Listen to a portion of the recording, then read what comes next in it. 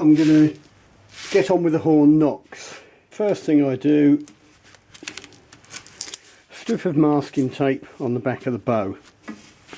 Measure 6 inches from where the actual string groove is and put a line there. So that means when I get the horn nock on, I can measure back from that and get the string groove exactly where it was before. I used to hate doing horn nocks, and I'd start off with something about that size and I'd be forever rasping away. As I got better at doing it, I actually enjoy it now, because it's one of the few bits on a bow where you've got room for some real artistic interpretation. Now you can see how that's going to fit on the bow. So if I cut this horn about there, I'm going to have plenty for that top nock with a little bit of pointiness at the end to look pretty, and I'll still have plenty for the bottom where it's stubbier and more rounded. I always round the bottom nock because that's the one that will get bumped on the floor. I've sawn the horn. A good tip is to just file a couple of little flats on the side of it so you can grip it in the vise. That comes in handy when you're gripping it to drill it later on. Now this looks tiny. You compare it with the tip of the bow, you think, well, I'm going to have trouble drilling that. But when you look at it like that, there's quite a lot of room to drill. But I've obviously got to make sure I don't drill like that. I've got to try and drill nicely down in line with the horn. It's confession time. I drilled one already, but I didn't get it right, and the horn sits on the bow at a horrible angle. It's easy to think, well, I've wasted a lot of horn. Well, I haven't. If I'd made one tip from that one piece of horn, I'd still be exactly where I am now, because I've still got the back end of it to make the bottom nock. So in trying to get 2 tips out of one piece of horn, even if you mess up one of them, you haven't actually lost anything. I can't sit it in the middle of the drill table because the way the horn goes, the hole isn't big enough.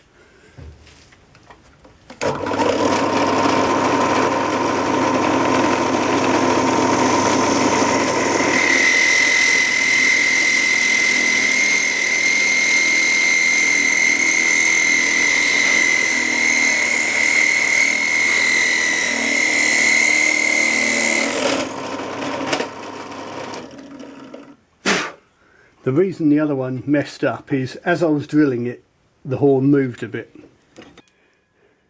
Yeah, you can see the light of my finger. So we've got it very tight, which is fine as long as it hasn't broken through. That gives me a lot of meat at the front of the horn, which will be the back of the bow, to make the string grooves. What I'll do is I'll mark where I want the centre of the horn nock to go.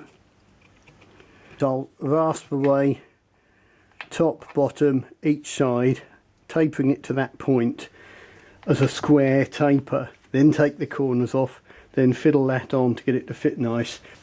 That's the sort of length we're looking for. So I've rasped down to my mark.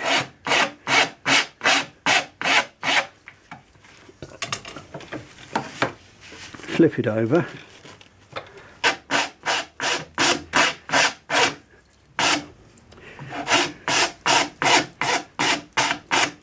Rasp to the mark again.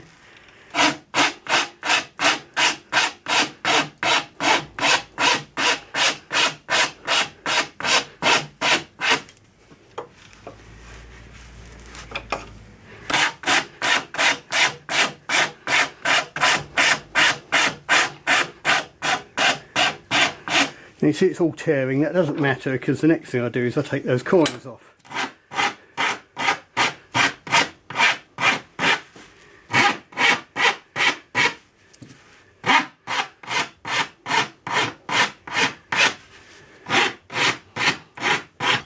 There, that's got it roughed. Now we'll see how that goes on. And you can see it wobbles.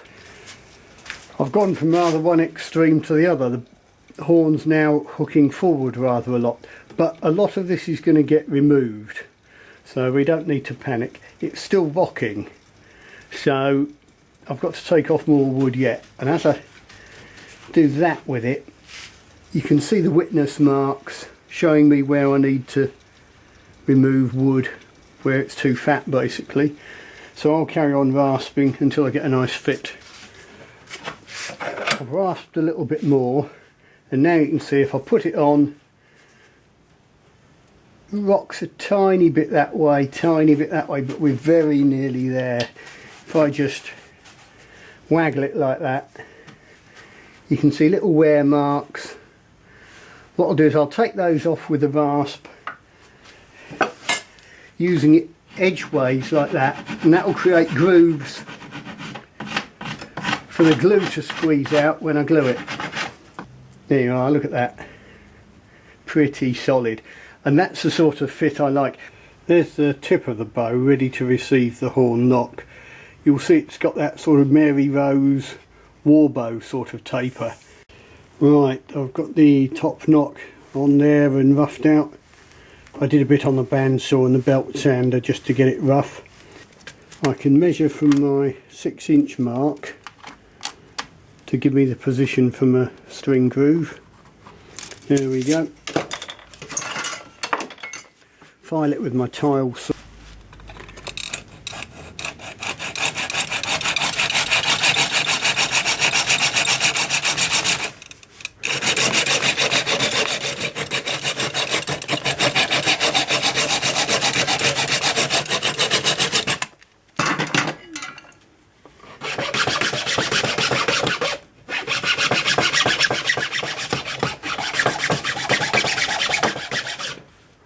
That's just getting it roughly in position, putting the stringer groove.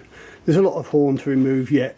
Something I do is to lay a string in there to see how much horn I can remove, because the groove doesn't need to be any deeper than a string really.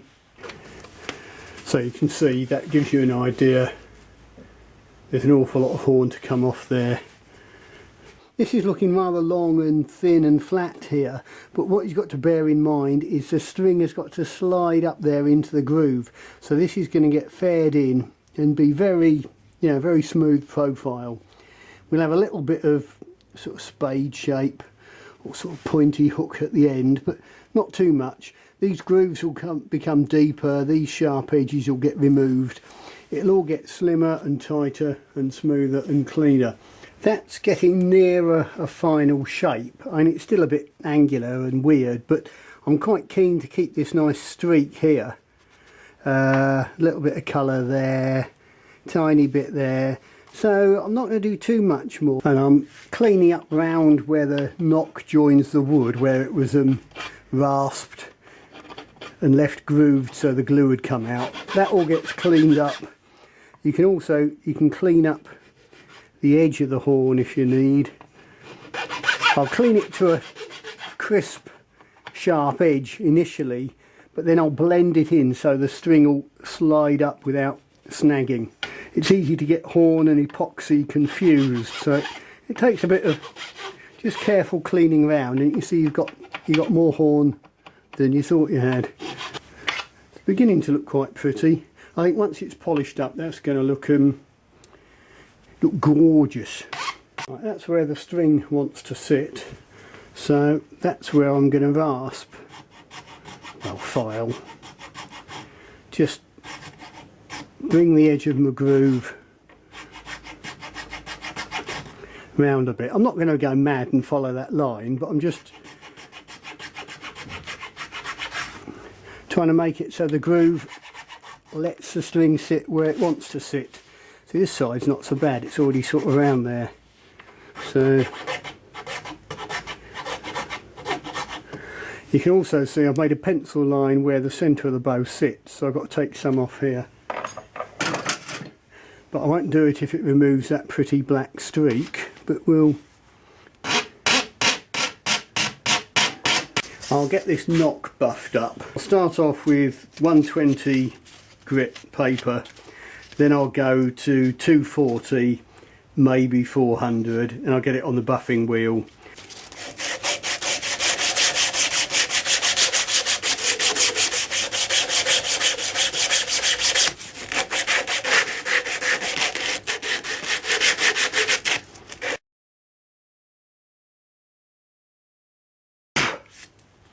That's 120. This is 240 wet and dry paper.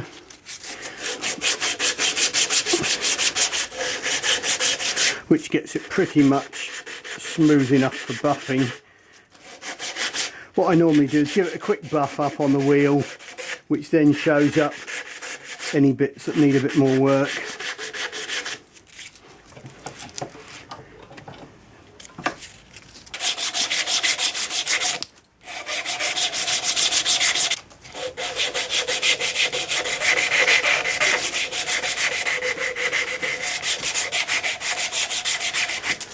There we are, dull bit of horn.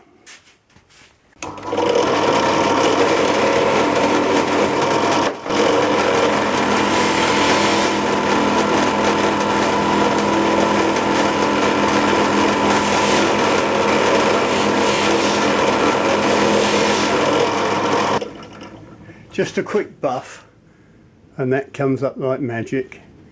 This is my patent magic trick for polishing the actual grooves. You get some polishing compound and an old bootlace. You load the bootlace with polishing compound and then do it like that. That gets you right into the groove and cleans it up a treat. I've now buffed it up with the fine wheel. That's the thing with pale horn, is you can actually see right through it. It's translucent, and you need to get a really nice fit if it's going to look good. If you're using black horn, you can probably get away with murder, but that's pretty, isn't it? And that's just one of the fun things to me, just getting that finished off to look nice. It will still need a little bit of fettling once the string's finally on it to make sure it sits nicely, but that's about it for this horn video. Next one will be the bow completely finished and you'll see it at full draw.